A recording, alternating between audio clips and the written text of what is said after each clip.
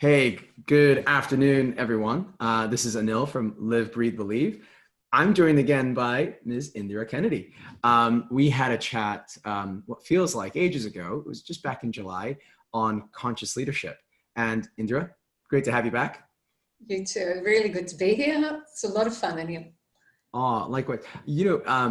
Since it's been a couple of weeks since we last chatted, how's your end of summer been? Enjoying the sun that we've got here now in September? Yeah. Well, trying to when I can, because it's still about work and it's still about moving forward. So I'm finding that my routine is probably a little more flexible, and I quite like that. At the same time, I need to be a bit more disciplined about what I do when I do it. However, yeah, I love the sun. I love being out in the fresh air. So that's always part of who I am, how I need to be, and I just take advantage of that as I can, essentially. But yeah, it's been a good summer. I love summer. That's good. How about you? No, yeah, no, mine's been good. I think the last time we chatted, it was just before I took off for a month and worked off Yes. an island, Mhm. which was absolutely brilliant. My partner and I were in Mallorca for about 4 weeks, and so we had plenty of sun, plenty of exercise, cycling, but also worked. The beach was brilliant, so it's Yeah. good to be back in London. Yeah, and it's a bit of a tail end Indian summer with some of these warm sunny days, which again I'm not gonna critique or be disappointed with. That Um, not winter will be here soon enough. I know, indeed. So it's like start to shift the wardrobe to get like some of the short sleeves back into storage and start getting long sleeve and the sweatshirts out. True, true. So as for the folks that didn't catch the first time Indira and I caught up, Indira is a fantastic coach. She's focused on conscious leadership. She's a spiritual coach, an executive coach. She's done a lot of studies on the mind, the body. And one of my favorite expressions that came from her is a still mind and a wise heart. And that has stuck with me, and I hope it sticks with everyone here who's watching. Today, we've had a few conversations in the last couple of weeks, and what we want to do is we know that I've focused in the last couple of podcasts around growth through adversity, under pressure, and when Indira and I have been talking, we've kind of talked about self-mastery, and it's something that Indira you're quite passionate about that topic. Is that right? Yeah, absolutely. Well, as I was saying earlier to you, even from an organizational perspective, you can have all of the strategies, the missions, the visions that you like, and also want to really add to really positive social impact, but if it doesn't funnel down to how do you need to be as an individual Mm-hmm. as part of all of that mission and the collaboration of having something emerge that's worthwhile for not only you and the few people who might be involved, but higher good for all concerned, then it has to come down to how are you being in yourself. And we know we have performance reviews and we have feedback and we have all sorts of things that is towards self-mastery, finally. So I think, we need to take that on and then be very responsible for ourselves. Self-mastery to me is you are doing it yourself, not only for yourself, ultimately it is always for yourself, but, in order for you to be all you want to be and need to be for others as well. I love that. Doing it yourself and doing it for yourself. And I think what's really important with that is something that we've also discussed, which is authenticity. So Mm-hmm. it's one thing to do it yourself and do it for yourself, but it leads you to being more authentic for who you are, who you want to be, and therefore how you want to be. And I know that, not to jump to it straight, but eventually we're going to get to it in a bit more detail, is that what maybe hinders that journey towards, authenticity is that inner critic. And I Mm-hmm. think one thing I want to make sure we come out of today's chat with is, some of those steps that we take to understand those voices, understand that inner critic, and how we can silence it and take those steps to authenticity, self-mastery, both doing it yourself for yourself. So we're gonna keep that theme in the back of our minds as we proceed. So Indira, I think the first question to ask you about is what have you done that's kind of led you down the path of wanting to understand that inner critic in order to silence it? What are maybe something from your past life that you've reflected on that's led you down this course? I think the first thing is I don't like the feeling of what the inner critic says and the impact that those words have. And sometimes it's not necessarily a critical set of words, a statement I'm making to myself. It could just be a negative reaction, as in a physical thing, but I don't like the feeling of it. And it signals to me that that isn't who I am. That isn't how I want to be. So the first thing is to recognize, oh, I'm not feeling great about this, or I'm actually not saying great things to myself. And over time, it's been a practice of looking for ways to be more aware, stop and think, is this something I really need to look at? As in something about myself that needs to change. The good constructive feedback to myself. And or is it something that is actually holding me back and is of actually no value to me at all? And I'll perhaps talk about that at some point in our conversation around the wise advocate and knowing how to listen more to that strong positive voice than being sidetracked and sabotaged by those deceptive brain messages, essentially. But in terms of other things that I've done, that's where it led to meditation, it led to contemplation, reflection, managing my energy, all sorts of different things that are really about ensuring that I'm not getting hooked in to the dysfunctional box, as we would call it in psychology, of the victim, the rescuer, the bully, and the seducer, and getting into that box and allowing people to pull me in with them. So there's not only the inner critic, but it's potentially the external critic, or the competitor, the comparer, where our inner enemies start to come up around greed and envy and jealousy and anger and things like that as well. How about you? What do you do? Like, what is self-mastery to you, and how do you overcome your inner critic? Sure. No, so the inner critic has been something, and I call it sometimes the saboteur. I've had conversations, so I love getting feedback, and it sometimes has worked for me and against me, because you need to acknowledge that you've got strengths. You have to acknowledge that there are things that you do that make you special, unique, powerful, and you have to believe in yourself. And so it's kind when people offer you feedback that you can take on and accelerate, to get better, to be the better version of yourself faster. So for me personally, I've actually turned to the first time I really dug into it was actually about a year or two ago, when I took an online test called it's a positive intelligence survey, and it's all about exploring your saboteurs. And when I did it, I found out that there were two saboteurs that really plagued me. One is that hyperachiever, and one is that pleaser. And there were times when I used to think it was cultural. So as a guy raised in an Indian family in the US, single family, I always used to compare myself to others and thinking that, in order for me to progress, I need to please. I need to make sure my superiors are happy with me, or people around me are happy with me. They like me, because otherwise I won't get their buy-in. I won't get their support. And then being a hyperachiever, everything I do has to be awesome. It has to be the best. And what I realized by taking some of the feedback from some trusted advisors, but then also jotting down some of my own personal strengths, I started to understand and realize that I need to listen to myself. I really need to understand, as you rightly said, do this within me, for me. And that, I love how you say that, because it allowed me to understand, like, okay, I'm a hyperachiever, but is that because it's something that means a lot to me? Or is it because I want the recognition externally? And it was like, no, it needs to come from me, and it has to mean something to me. Because if you take away the recognition, I don't want that to take away my drive to actually achieve. And then when it came to being a pleaser, I realized again, I need to, again, please myself. I need to look after myself. And that was a tough one because you want to be liked, and it's finding that difference between being liked versus being respected.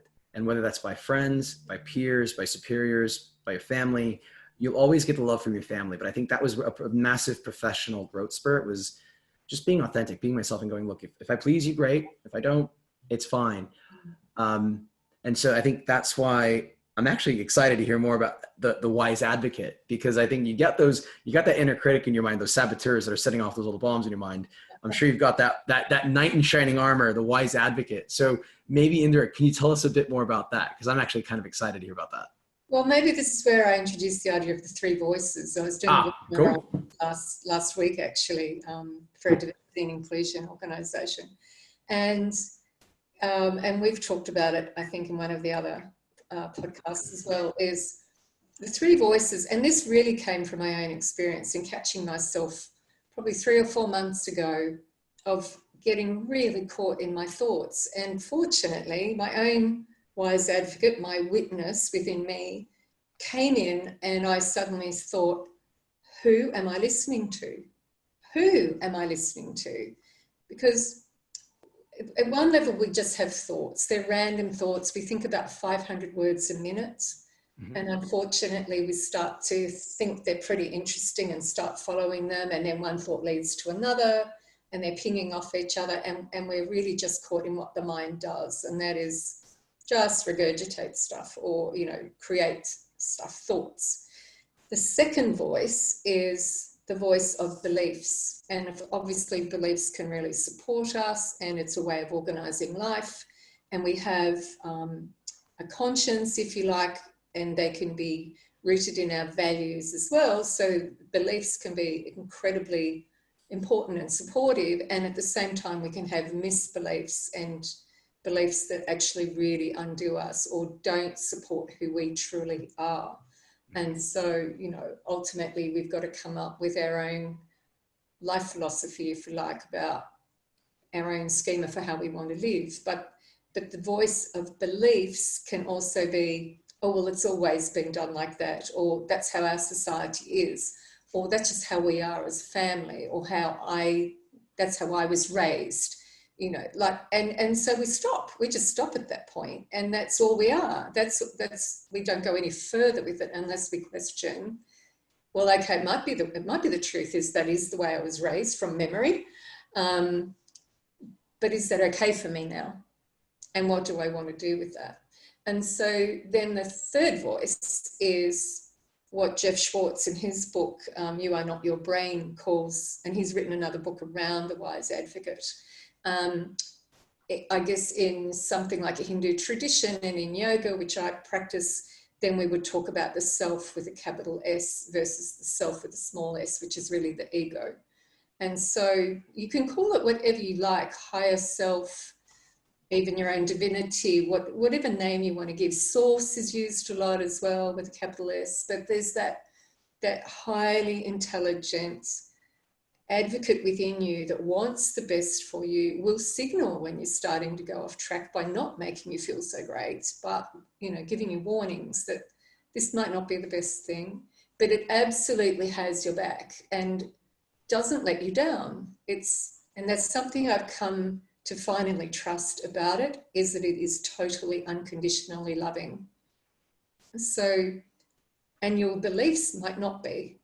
In fact, your beliefs might be quite detrimental, and the mind is just doing what it does and rippling out all sorts of thoughts. So I want to come back over and over and over to that third voice, which is the one I want to rely on completely, and that is my own inner self. And that is what self-mastery is to me. Ultimately, it is being able to be totally connected full-time to that wise one within me. Mm-hmm. So if I got it right, three voices: thoughts, beliefs, self, capital S. Right. Cool.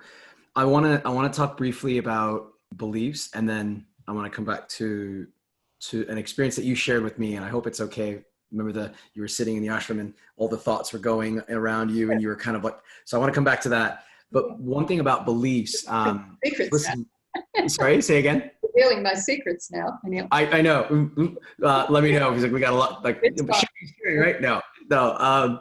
One of the I was listening to a podcast a couple of weeks ago around beliefs, right? And I think I believe it was John Maxwell, and he was saying, hey, when you go through crisis, you may have certain beliefs, things that you think are true or may not be true, but you've got these beliefs. And when you go through a crisis, in one of my favorite quotes, crisis is what separates the players from the pretenders. So if you're a player and you've got these beliefs, a crisis will test those beliefs. And if they succeed, and if they were true, they'll turn into conviction. And so I think it's almost like a way of saying, hey, not all beliefs are bad, but not all beliefs are good either. So if they do actually stand the test, cool, they can actually become something more. And that's why I feel that in order for someone to be a player and to actually survive those crises like we've been experiencing so far in 2020, I want to talk a bit more about self-belief and thoughts from your perspective. And again, one of those examples you shared of me of how you had to process a series of thoughts and beliefs and not let them overwhelm you so you could master those thoughts, you could master your beliefs. Is maybe, if you mind me sharing that, the example of when you were sitting in the ashram and you had those flood of thoughts, just kind of, maybe you can share, if you don't mind sharing that with us. No, absolutely. Because it was life-changing for me, I have to say. And I was doing a meditation program course, and it was in an ashram in Melbourne, in Australia, actually. And we were in deep, deep meditation. And the thing about meditation is when I get into very deep states, and I think it's a fairly common experience for meditators, is you actually become hyper aware.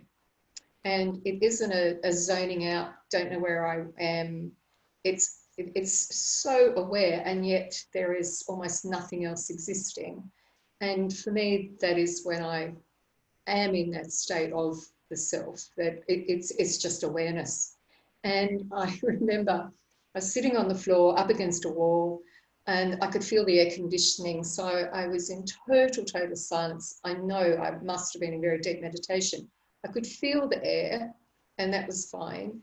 And next thing I knew, I'm hearing this babbling, and some words I could understand was coming in from the left above my head. And these words are coming across, try and do it where the screen showing me, but across and out to the right.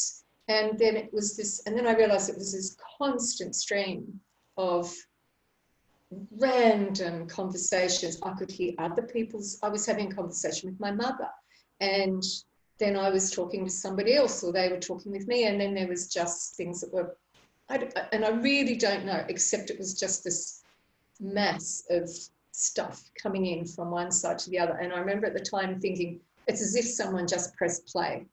Can I turn this off if I press stop? So they're coming into the left, out to the right. And the other thing was that I became aware of the quality of the thoughts.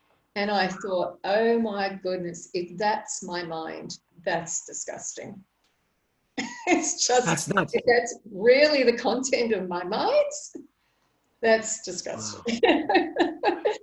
So it was something where I truly saw for the first time that I am not my mind.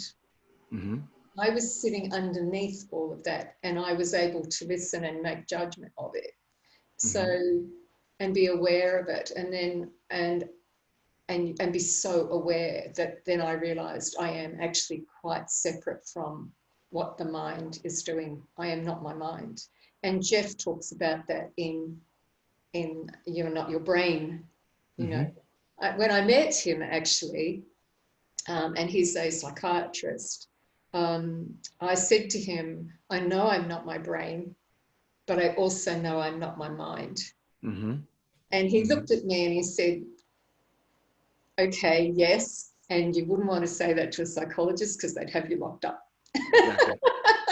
But he knew, he absolutely got it. And then I read, and I'd been listening to him give a talk at a coaching conference, and I had to talk to him because I absolutely got what he was talking about. And then I bought the book, and we've been in touch. So, but before that, I could say that to him because of that experience. I had already had that experience. And again, that allows me to not let myself off the hook when my inner critic comes in or the mind starts to take over.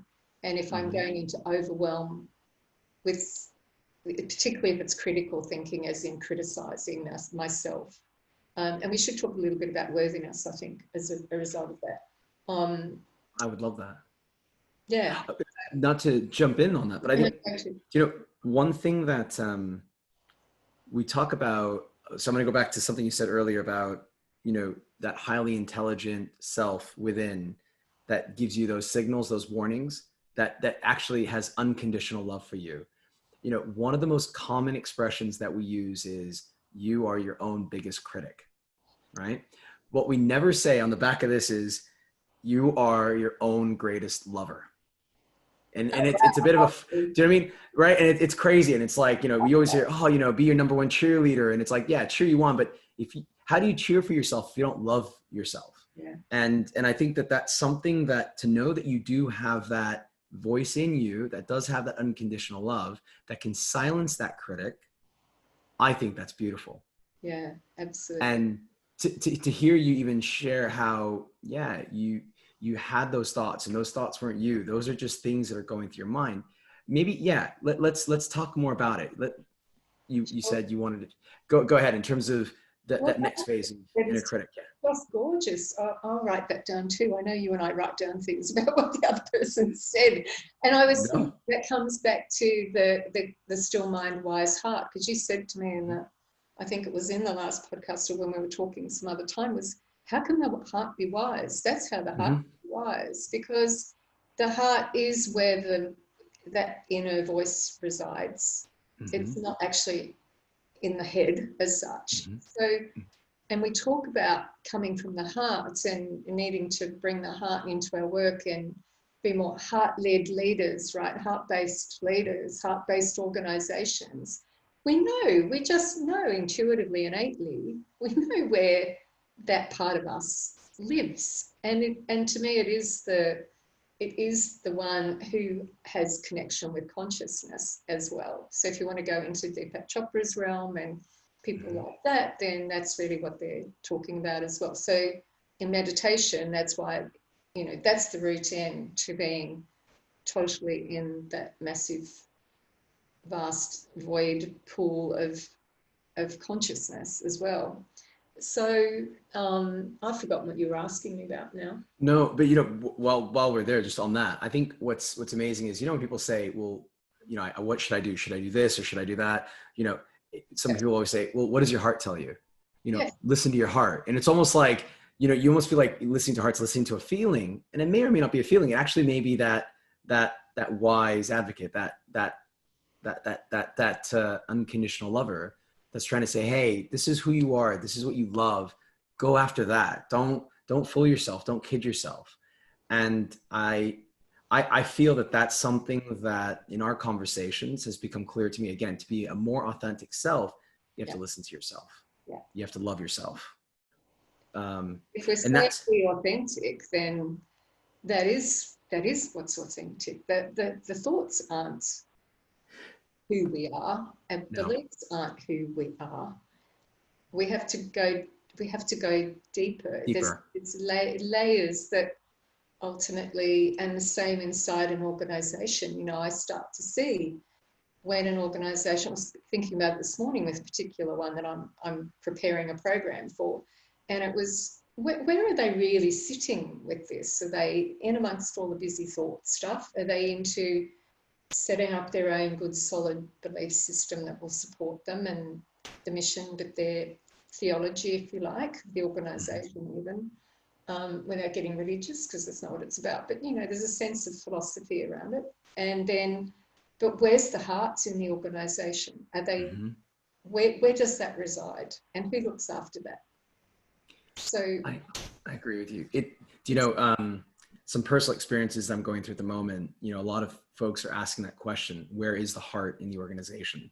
There's a lot of decision making. There's a lot of steps that are being taken, and you're almost kind of like, it's based on rationale and it's based on certain facts and figures, but it's almost like, yeah, but what about the heart?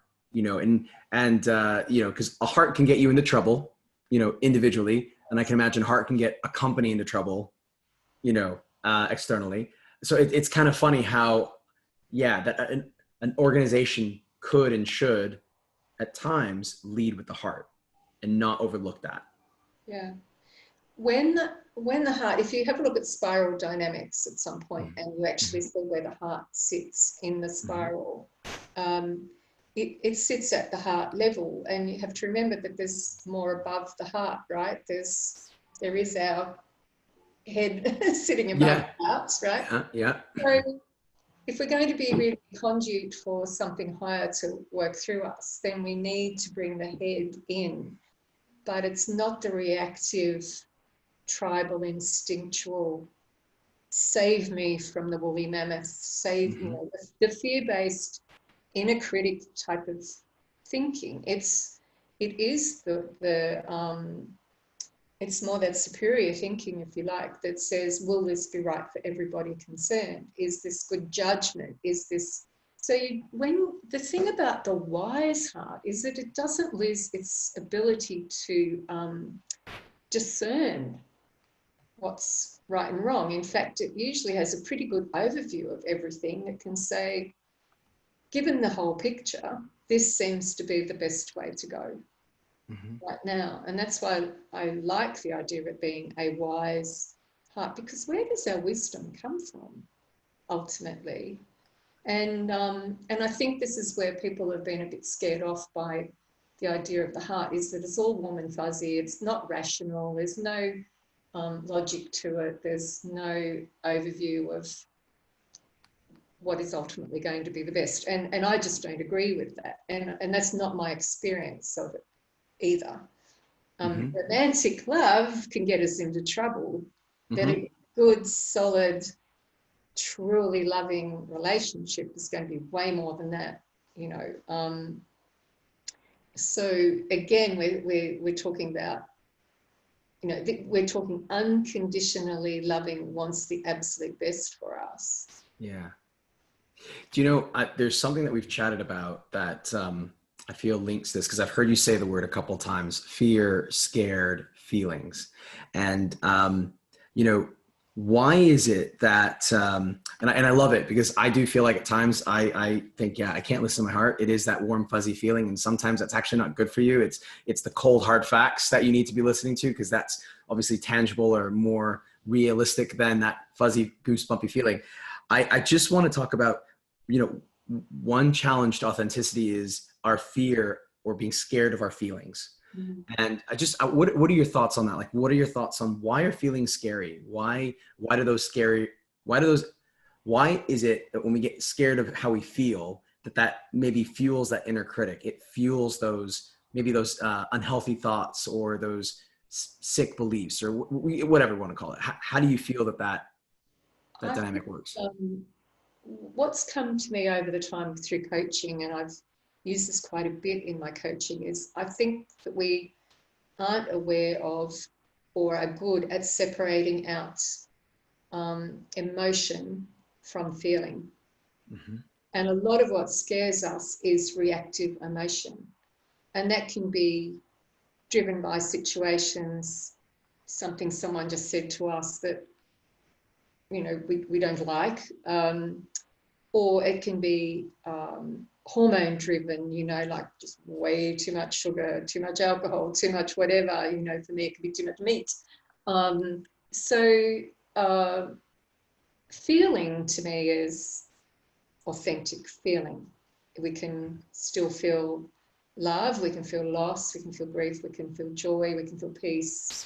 So what could possibly be scary about wanting to aim for and living joy, peace, equanimity,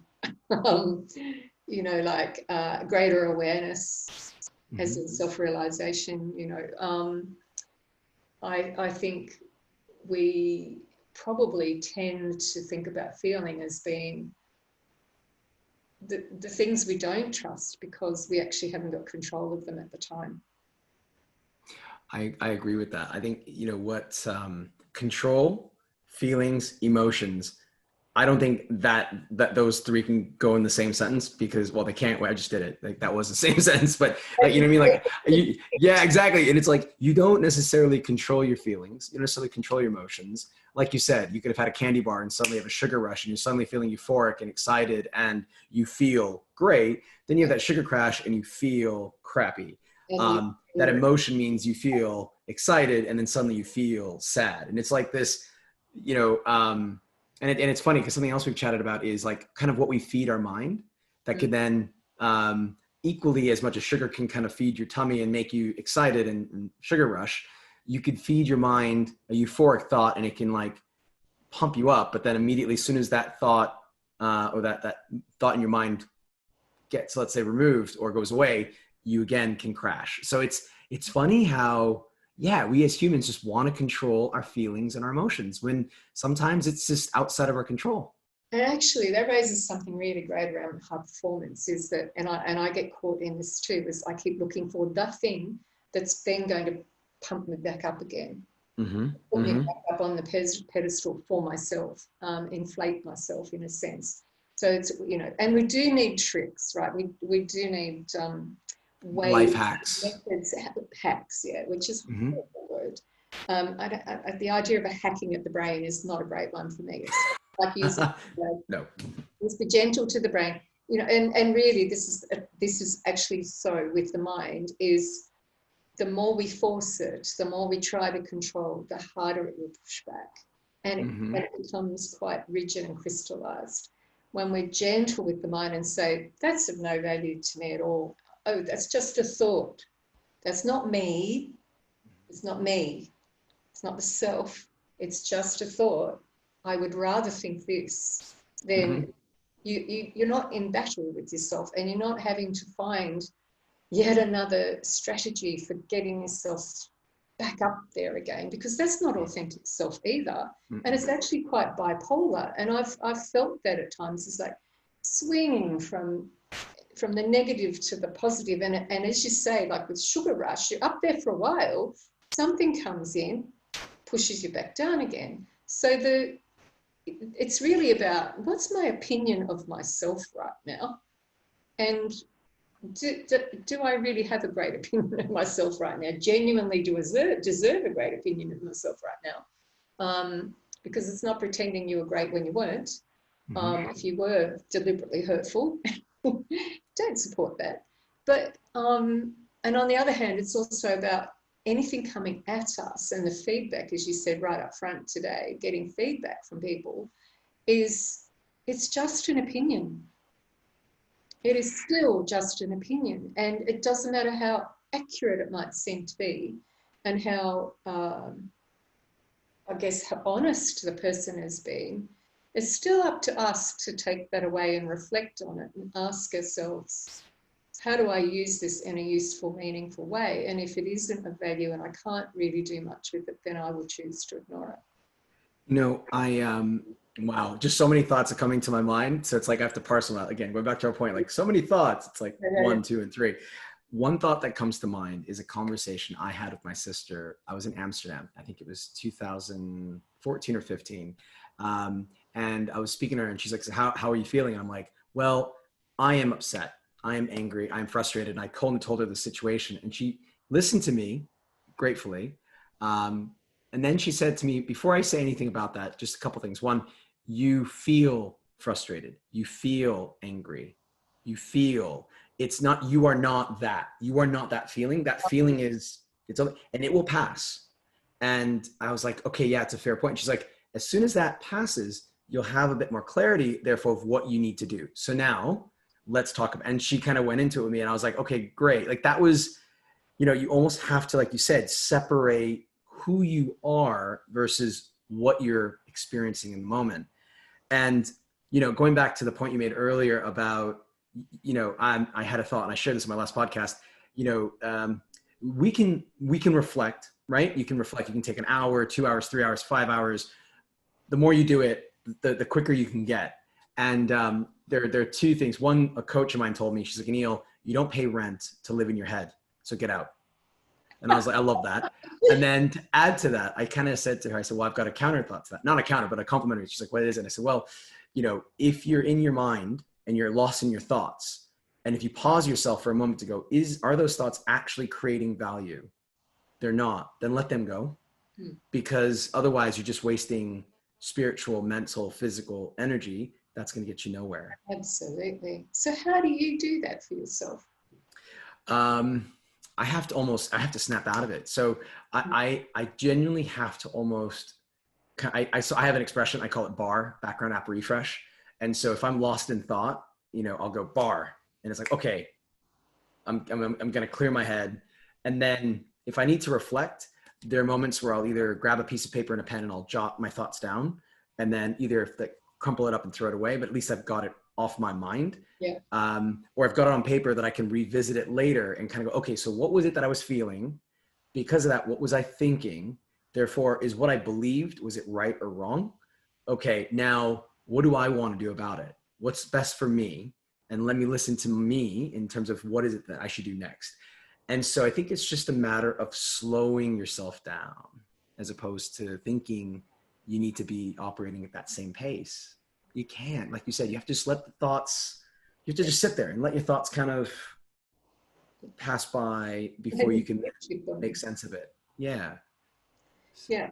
No, that's fantastic, because what I hear in that also is that there is that witness, the self does see as well, and it will come in. So the moments when people ask me, how do you know what the self does or looks like or feels like, it's the moment when you are able to step back. It's like you've suddenly stepped back and you are aware, I'm thinking this. Mm-hmm. In your thoughts, you're not in the self. When you step back and say, hang on, the impact this seems to be having is this, and I actually don't like the feeling. As I said, I don't like the feeling. I've been thinking this. Where was I? Even when you can say, where have I just been? Yeah.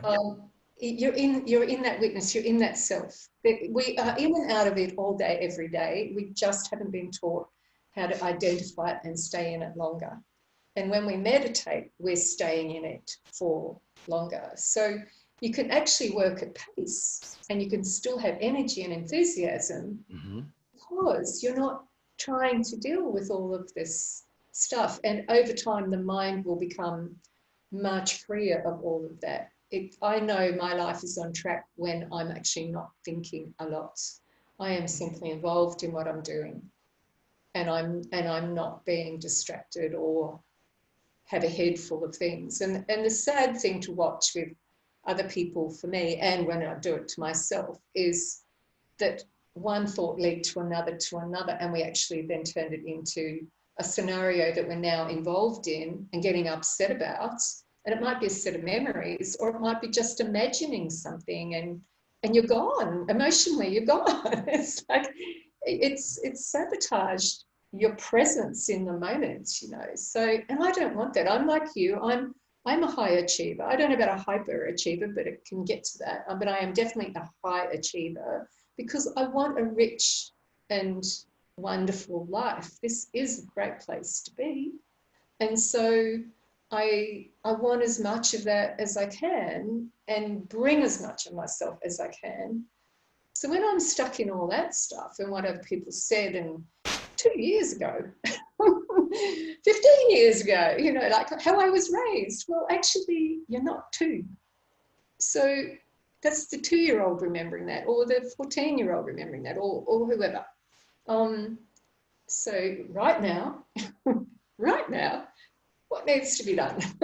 No, I agree. And by the way, what no one knows, and obviously, before we actually started this cast and started recording, Indira actually recognized that I wasn't myself. She actually was like, Anil, are you okay? Like, did you get enough sleep last night? Are you okay? And I said, you know what? I feel like I have a bit of a fog over my mind. Had a meal last night where I feel like I just feel a bit tired, a bit lethargic. It's a bit of a fog. So I'm digesting a lot of what you're saying, but I'm maybe not be able to like digest and communicate at the same time. And she did an exercise with me. And I kid you not, I think it lasted maybe 3-4 minutes tops. And I suddenly was like a different person. She actually physically saw my facial muscles relax.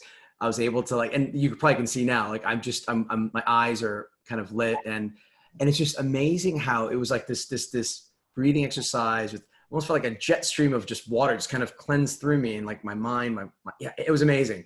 And the reason why I'm sharing that is because, you know, these are things like, you know, Indira has shared with me, in addition to her words, that allows an individual to clear their thoughts, to almost come out of it, to even engage on this level. And so I want to say thank you, by the way, if I didn't already on that. Pleasure. But this conversation wouldn't have been as productive if we hadn't done that. And it just shows that anyone, even someone who's leading a conversation like this, can be caught up in those thoughts. Yeah. There'd be a traffic jam where there's a lot of oncoming traffic, incoming, clear it, calm it, and then have that chat. So thank you for that, by the way. Really, Indira, just in the last few minutes, because I know we can talk for hours, and we are going to talk more. We actually have, as we've said before, we've come up with a few other topics that we want to discuss, that lead to some bigger topics. Just in the last kind of few minutes, Indira, is there anything that, so kind of recapping back those three voices, the thoughts, beliefs, capital S, self, that unconditional love, listening to your heart, making sure that, you know, we let that wise advocate kind of really steer us, managing those feelings and those thoughts, those emotions. What are your thoughts? How would you like us to kind of come back to mastering yourself in order to be more authentic moving forward? well, I think there's lots to be talked about around the inner critic, fear of failure, and it's probably really worth exploring that, so that there's some recognition of what's going on and park it somewhere.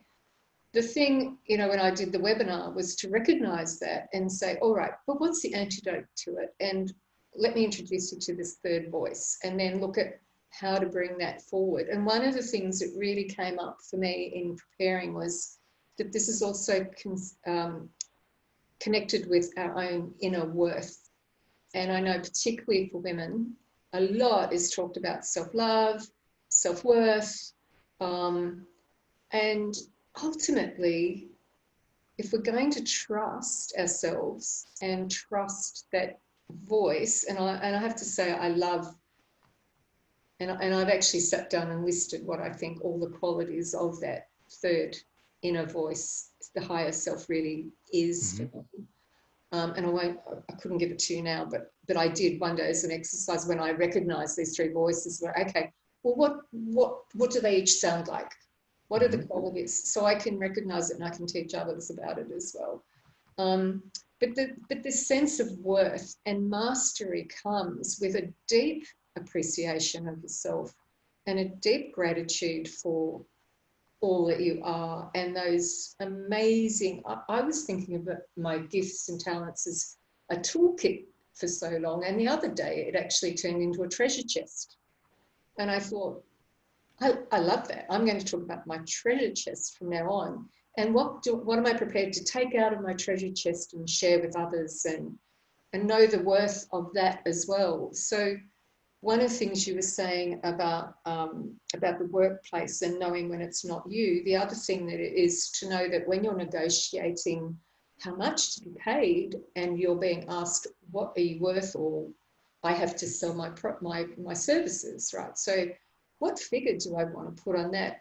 The thing that's been my own undoing is being too identified with pay, with what I'm paid. And it's fine. What I've seen, and I've worked on it for quite a while for myself, is when I catch myself doing it, is I am not that. I am not what I am paid. The services are of value. The marketplace will pay. However, and I think particularly at this time when a lot of people are having to move work, they're maybe not getting paid as much, or they're out of work, etc. And I know I've had to do huge amounts around that for myself as well, being a consultant, is to not lose your sense of self-worth because of all of those external things that may or may not be there. So I really absolutely believe that I am innately infinitely worthy. So I don't have to worry about my own self-worth. I just need to remember it. So as you said, are you the lover of yourself? I love that. The thing I talk about is my own greatness, your greatness. If I were coaching you, I'd be I would be looking for, and I'd be absolutely sitting in the belief of your own inner greatness, no matter what story you're telling me. Like today, when you weren't in a great space, it was, I know that's not who Anil is, but something's going on. So he may not be ready for today. Like, that's fine. So it's about being real, but that's because I know that's not who you are. So can we look at that and get you back to who you are? So, you know, and let you feel that connection again. And as soon as you did, with a simple exercise, away, you were there, you're present, you're back, you know. So I'm constantly looking for ways and noting ways and wanting to teach ways to bring us back into being in my own greatness, the lover of me. I love that. You must read the Sufi poems, you know, they're all about the lover. Absolutely. Thank you for that, honestly. Welcome. It's really made me, really made me think about it. So the self-trust comes from self-acknowledgement. And if you don't acknowledge yourself, you are not actually looking at your own worthiness and showing gratitude for yourself. What the mind will do with that is, when you acknowledge yourself more and more, and we ran a poll on this last Friday with the webinar, and I asked, how frequently do you acknowledge yourself? You actually celebrate yourself? And everyone said, they all had the same answer, it was occasionally. It should be a daily, multiple times a day, end of day practice to acknowledge yourself. Because the other thing is that neurologically, in terms of neuroscience, you will signal then to your mind, your unconscious, to go looking for more and more things that make you feel that way.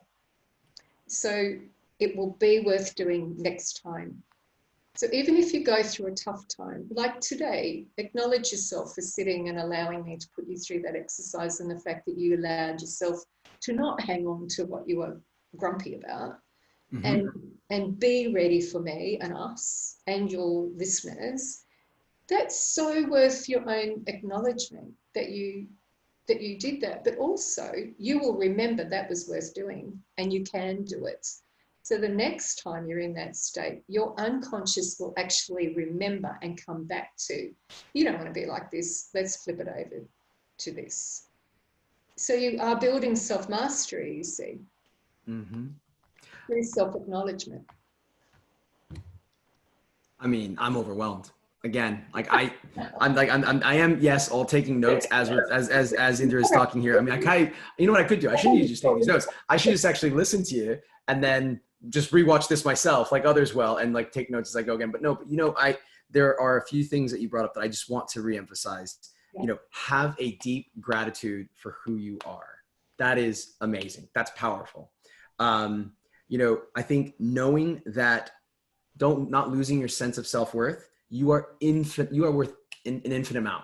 There's no, yeah, you can't measure it. It's immeasurable. You be paid for your worth. Completely. And I think that that infinite amount of worth needs to be matched by that infinite unconditional love for yourself. And I think that, as you said, self-trust comes from self-acknowledgement. And if you acknowledge you're not in the right state of mind, you've got too many thoughts, you've got a funky feeling, a funny emotion, whether it's from something you've eaten, something someone said to you, something that you've heard, I don't think that's ever going to change. But what can change is how you let that, as you rightly said, that unconscious wise advocate kind of find those avenues that then do bring you back to that positive state, that healthier state, so that you can then be your more authentic self, be the master of yourself, as opposed to, let's say, subject to your thoughts and beliefs that may or may not serve your greatest purpose. I love it. Like, this is awesome. Like, how else? I don't think of a better way on a sunny Friday afternoon to spend my time talking about this. This is powerful. Oh, gosh. Indira, I am incredibly grateful for you. Thank you. Like, as always, this is, I want to talk more, and we are going to, but thank you. Hand over heart. Absolute pleasure. And you know, this is my favorite topic anyway, and it always leads back to it because it is who we are. It has to come back to this all the time. But, and one thing just to end on is, it's the only thing we can control, actually. And we don't need to control the self because it's in control. So we give up the idea that we actually are in control of everything, because it's our deeper self that truly is, with, you know, an incredible amount of guidance for us. But externally, all the other things we talked about is really about trying to control something on the outside, and we can't. And as one friend said to me one day, that's just crazy making, Indira.